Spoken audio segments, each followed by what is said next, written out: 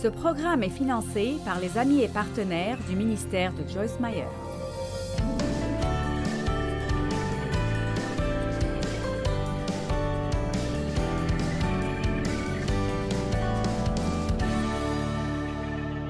Je suis vraiment heureuse ici. Vous savez, Job avait eu une mauvaise expérience. Je veux dire, il l'a traversée. Et ses amis ne l'ont pas aidé. Ils parlaient jusqu'à le blâmer et trouvaient toutes sortes de fautes en lui et ce n'était pas bon. Le verset 10 dit « L'Éternel rétablit Job dans son premier état et retourna sa situation quand Job eut prié pour ses amis. Et l'Éternel lui accorda le double de tout ce qu'il avait possédé. » Quand il eut prié pour ses amis. Maintenant, je dois être honnête envers vous et vous dire que je peux prêcher un message joyeux et laisser tout le monde sortir en sautant de joie, mais cela ne marchera pas tant que vous êtes en colère contre les gens.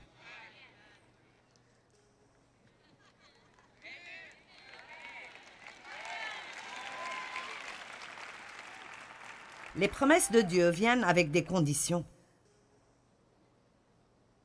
La foi ne marche pas si l'on ne marche pas dans l'amour. Galates 5 dit « La foi agit et est alimentée et fortifiée par l'amour. Et l'amour donne, et l'amour pardonne. » Trop de chrétiens sont en colère. Vous n'avez pas assez de temps qui reste dans votre vie pour perdre un jour de plus à être énervé contre quelqu'un qui se moque de si vous êtes contrarié. Amen. Eh bien, ils ne m'ont pas bien traité. Eh bien, qu'est-ce que vous voulez avoir? Est-ce que vous voulez leur faire payer cela? Ou est-ce que vous voulez que Dieu vous rembourse? Allez, je vous pose une question. Est-ce que vous voulez vraiment passer votre vie à essayer de faire payer celui qui vous a blessé? Ou est-ce que vous voulez les laisser entre les mains de Dieu, prier pour eux et demander à Dieu de vous rembourser? Dieu dit « Je vous rembourserai, je suis votre récompense. » Pourquoi ne pas juste croire que les gens blessés blessent les gens et que celui qui vous a blessé l'a fait à cause d'une certaine blessure dans leur propre vie ou un certain manque de savoir? Quelle bonne chose vous vient de détester quelqu'un qui a vraiment déjà des problèmes lui-même avec Dieu? C'est pourquoi Dieu nous demande en tant que ses enfants: priez pour vos ennemis, priez pour les gens qui agissent ainsi, occupez-vous assez d'eux pour vouloir les voir au ciel. N'aidez pas le diable à les détruire en les haïssant. L'espérance amène le changement. Si vous voulez que quelqu'un dans votre vie change, ne dites pas à vos amis « Je ne pense pas que Charlie changera un jour ».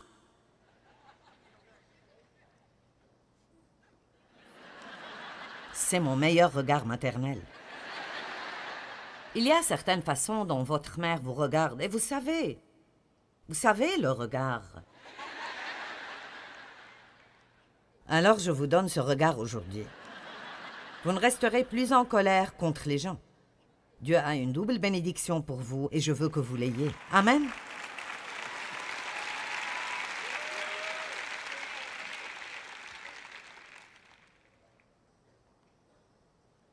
L'espérance amène le changement. Laissez-moi vite vous dire quelques trucs de comment le changement ne vient pas. Faites ça si vous voulez continuer à perdre votre temps. Je vais vous dire comment. L'inquiétude et l'anxiété, cela ne changera sûrement rien. La lutte et la frustration, ça ne changera rien. Essayez de changer les choses tout seul sans impliquer Dieu, cela ne marchera pas.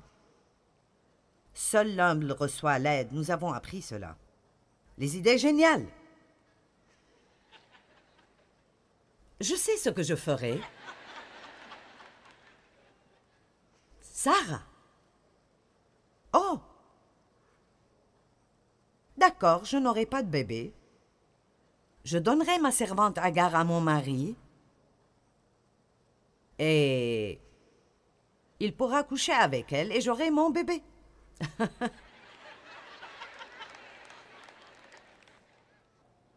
Combien d'Ismaël avez-vous reçu en attendant Isaac?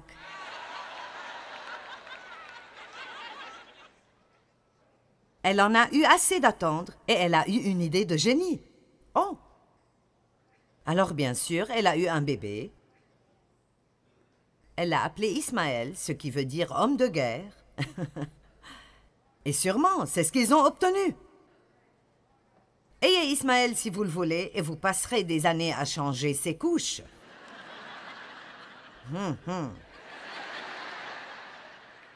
Allez, certains d'entre vous me suivent vraiment très bien. Vous dites, d'accord, eh oui, je l'ai maintenant. Voici une autre manière par laquelle le changement ne viendra pas. Haïr la vie que vous avez maintenant. Je hais ma vie, je veux une vie différente. Jouissez de la vie que vous avez et voyez juste combien vous pouvez la rendre meilleure. Allez!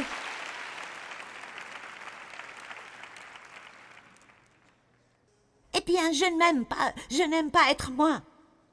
Vous allez devoir être vous-même parce que tout le reste des gens est pris. Vous ne pouvez pas être moi. Je suis moi.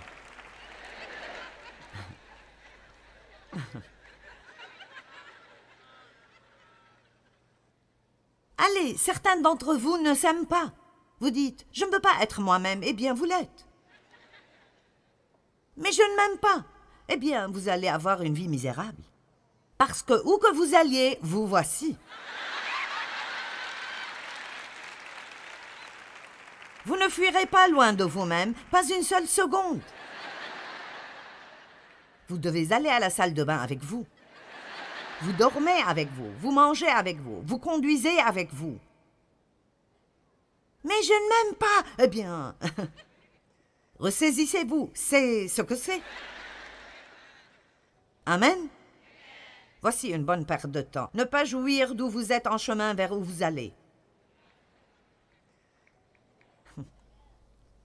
Être égoïste et égocentrique et ne pas penser aux autres, cela vous rendra sûrement heureux. Je vais prendre quelques minutes ici et je vous parlerai de l'importance d'être généreux et de donner. Si vous voulez obtenir quoi que ce soit dans votre vie, vous devez le semer. C'est une loi qui marche dans le royaume de Dieu. J'ai quelques graines ici, donc... disons que je vois ce paquet et... Waouh, je voudrais avoir des tomates comme ça. Elles sont belles. Eh bien, il n'y a qu'une seule façon de les obtenir. Je dois prendre quelques graines et les planter. Amen.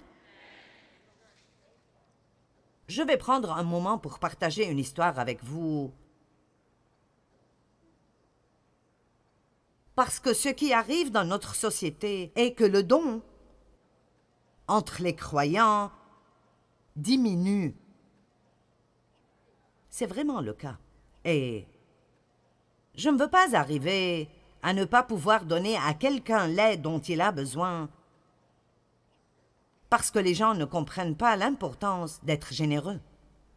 Et c'est en partie parce que ce n'est pas en train d'être enseigné aussi agressivement qu'auparavant et alors j'ai en quelque sorte décidé qu'ici et là, je donnerai plus d'enseignements à propos du don. Vous savez, les gens n'enseignent pas à propos du don parce que les gens sont en colère quand vous le faites. C'est un prédicateur qui essaie d'obtenir votre argent. Épargnez-moi ça. Vous savez, j'ai 71 ans et demi. Si j'allais, je veux dire, ah non, je ne fais pas ceci pour avoir votre argent. J'ai une maison, j'ai une voiture, j'ai 11 petits-enfants et j'ai un fauteuil à bascule. Je peux juste aller me balancer. Je n'ai pas besoin de faire ceci et je ne le fais pas pour prendre votre argent. Tout ce que nous recevons, nous le donnons en essayant d'aider des gens à travers le monde.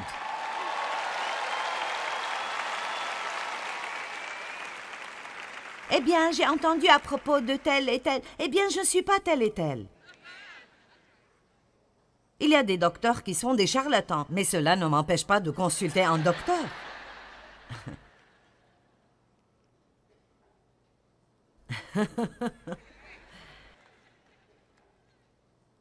Le diable aimerait que nous ayons peur d'enseigner sur le don, parce que c'est l'une des choses les plus importantes que vous pouvez apprendre. Donnez et l'on vous donnera une bonne mesure, bien tassée, secouée et débordante. Amenez toute la dîme et les offrandes dans l'entrepôt pour qu'ils puissent être utilisés dans ma maison, et voyez si je n'ouvrirai pas les portes du ciel pour déverser sur vous une bénédiction jusqu'à débordement. Amen.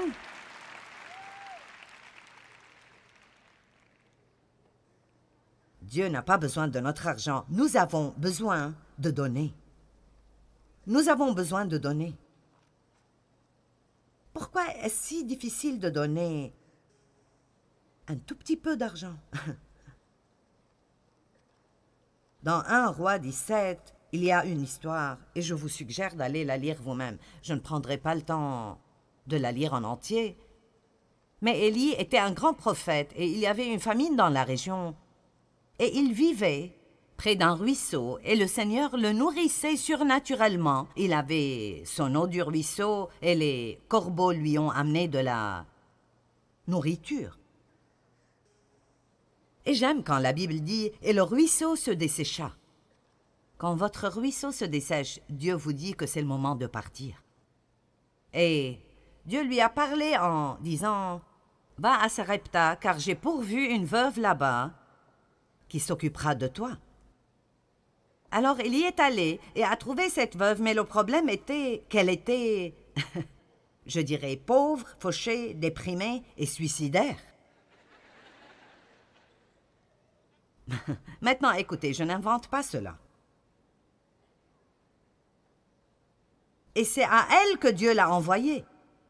Je veux dire, allez Dieu, j'aimais mieux l'idée des oiseaux. Pourquoi enverrais-tu le plus grand prophète du pays, et possiblement le plus grand prophète de l'histoire, chez quelqu'un dans ces conditions qui...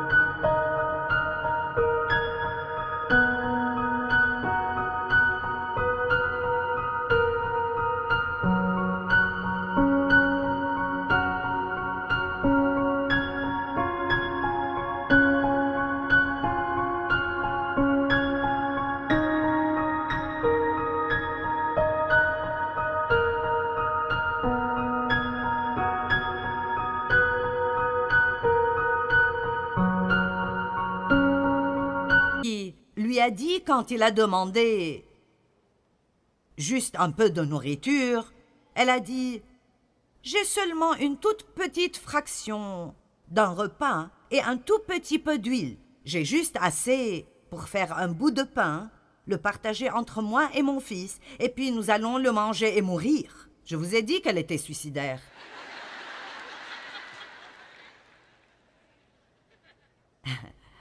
Elle regardait la mort, pas la vie. Et Élie a dit « Prépare-le comme tu l'as dit, mais donne-moi un peu d'abord. »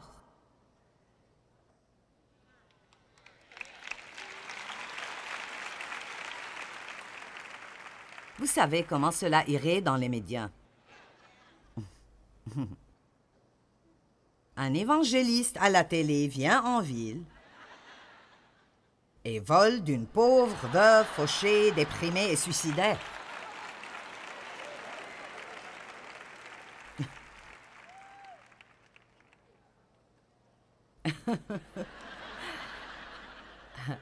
Amen. Eh bien, si Dieu prenait surnaturellement soin d'Élie, Élie n'avait pas besoin de la veuve. Il n'avait pas besoin de sa nourriture, elle avait besoin d'un miracle, et pour en obtenir un, elle devait planter des graines. Est-ce que vous comprenez? Vous ne pouvez pas avoir une récolte dans votre vie sans planter des graines. Si vous avez besoin d'espérance, donnez-en donc. Si vous avez besoin d'une percée, contribuez dans la percée de quelqu'un d'autre. Ce que vous faites arriver pour quelqu'un d'autre, Dieu peut le faire arriver pour vous. Multipliez plusieurs fois. Amen. Une autre façon par laquelle le changement ne viendra pas est de ressentir la culpabilité à propos de votre passé. Une fois pour toutes, dépassez cela et avancez avec Dieu aujourd'hui. Aujourd'hui. Pas un autre jour. Aujourd'hui. Courir vers les gens au lieu de courir vers Dieu. Cette façon par laquelle le changement vient. Ne soyez anxieux pour rien, mais en toute chose, par la prière et la supplication avec gratitude, faites connaître votre requête de Dieu. La prière avec la gratitude pour ce que vous avez déjà. Si je suis déjà négatif à propos de ce que j'ai, pourquoi Dieu me donnerait plus? Alors nous devons avoir une fondation de gratitude dans nos vies. Remerciez Dieu en toutes choses, car ceci est la volonté de Dieu pour ceux de vous qui sont en Christ Jésus. Remerciez Dieu en toutes choses. C'est pour cela que ma dévotion pour l'année prochaine est 365 jours de gratitude. Nous avons besoin de nous entraîner. Amen. Combien êtes-vous reconnaissant? Je voudrais devenir la personne la plus reconnaissante sur la planète. Amen. J'ai des façons de le faire. La Bible dit « Soyez reconnaissants et dites-le ». On ne peut pas juste être reconnaissant, nous devons le dire aussi. Nous devons montrer l'appréciation envers les gens. Nous devons dire à Dieu combien nous sommes reconnaissants pour ce qu'il a fait dans nos vies. La prière est si puissante. Faites de cette année une année où vous priez plus que jamais auparavant. Et je ne parle pas de nous mettre à genoux cachés quelque part, je parle de prier pour traverser la journée. J'ai demandé à Dieu de m'aider plusieurs fois ce matin, mais juste avant de monter ici, « Seigneur, aide-moi, aide-moi, aide-moi ». Et je compte le remercier quand je termine. Et puis j'irai dans l'avion et je prierai pour le voyage. Et puis j'irai au restaurant et je prierai pour un bon repas. Amen. Priez à travers la journée. Matthieu 7, versets 7 et 8.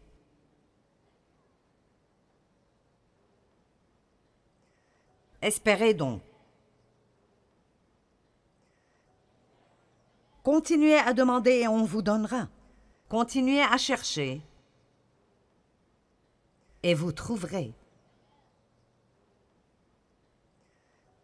Continuez à frapper et l'on vous ouvrira la porte. Car celui qui continue de demander reçoit, celui qui continue de chercher trouve, et l'on ouvre la porte à celui qui frappe résolument. Soyez déterminés dans la prière. Je dis à Dieu parfois, et je ne suis pas en train d'être irrévérente, « Ceci est dans ta parole, je ne me tairai pas. »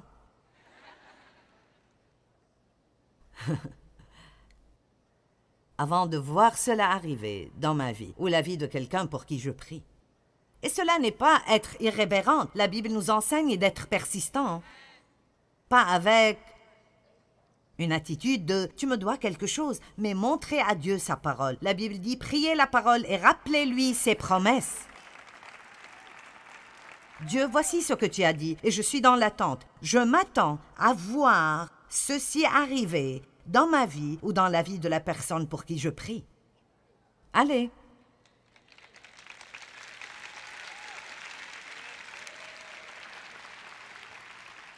Espérez donc. Traitez d'autres personnes bien alors que vous vous attendez pour vous-même.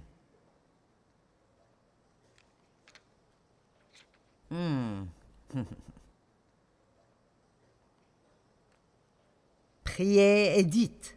Attendez avec espérance le changement dont vous avez besoin. Gardez une bonne confession. Attendez avec patience et une bonne attitude. Soyez une bénédiction alors que vous attendez. Faites votre responsabilité, mais confiez vos soucis. Et finalement, ne laissez pas ce que vous voyez vous gêner. Romains 8, 24 et 25. On s'amuse vraiment aujourd'hui, n'est-ce pas?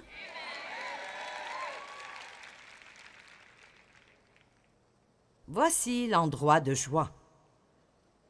Car c'est en espérance que nous sommes sauvés. Or, vois ce que l'on espère, ce n'est plus espérer. Qui, en effet, continue à espérer ce qu'il voit? Mais si nous ne voyons pas ce que nous espérons, nous l'attendons avec patience et persévérance. Nous allons relire cela. L'espérance est pour quand vous ne voyez pas, pour que vous ne soyez pas désespérés quand vous ne voyez rien arriver. C'est là que vous avez besoin d'espérance. Nous avons de l'espérance jusqu'à la manifestation. Car c'est en espérance que nous sommes sauvés. Or, voir ce que l'on espère, ce n'est plus espérer. Qui, en effet, continue à espérer ce qu'il voit? Mais si nous ne voyons pas ce que nous espérons, nous l'attendons avec patience et persévérance. Je serai une prisonnière de l'espérance. Et puis finalement, Hébreux 11, verset 1. La foi est l'assurance des choses qu'on espère, une démonstration de celles qu'on ne voit pas. C'est le titre de propriété et la compte des bonnes choses qui viennent. Continuez à espérer. Proverbe 13, 12 dit « Un espoir différé rend le cœur malade ». Nous avons commencé avec vraiment une vraie parole de Dieu qu'il allait délivrer les gens ce week-end de la dépression et tous ses proches. Tout ce qui vous rabaisse parce que Jésus a dit « Levez la tête car votre délivrance est proche ». Il est notre gloire et celui qui nous hausse la tête. Tout cet abattement, découragement, dépression, chagrin, désespoir, toutes ces choses viennent de l'ennemi. Et ce n'est pas la façon dont Dieu veut que nous vivions, ni la destinée que Jésus nous a achetée avec son sang. L'espoir différé, ne pas avoir d'espoir est la cause de tout cela. Ça rend le cœur malade. Le cœur devient malade. Alors je déclare aujourd'hui que si vous serez un prisonnier de l'espérance, si vous vous attendez à ce que quelque chose de bien arrive avec vous chaque jour, je ne peux pas vous dire exactement quand ça viendra, mais je peux vous dire que vous serez plus heureux chaque jour alors que vous attendez, que vous le serez si vous attendez dans la peur et l'inquiétude et l'anxiété et la frustration et toutes sortes de misères et haïr votre vie.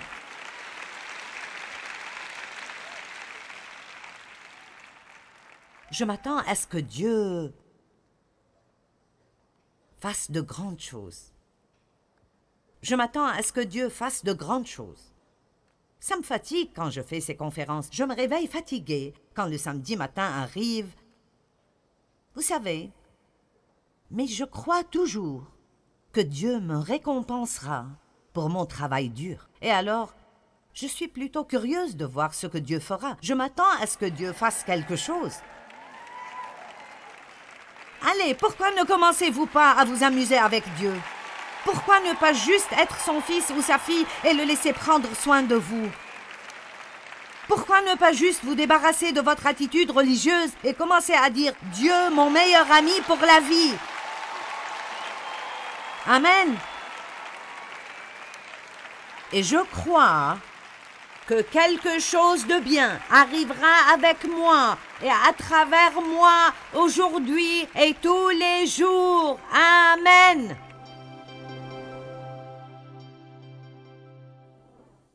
Eh bien, laissez-moi le répéter. Attendez-vous à ce que quelque chose de bien arrive avec vous aujourd'hui et tous les jours.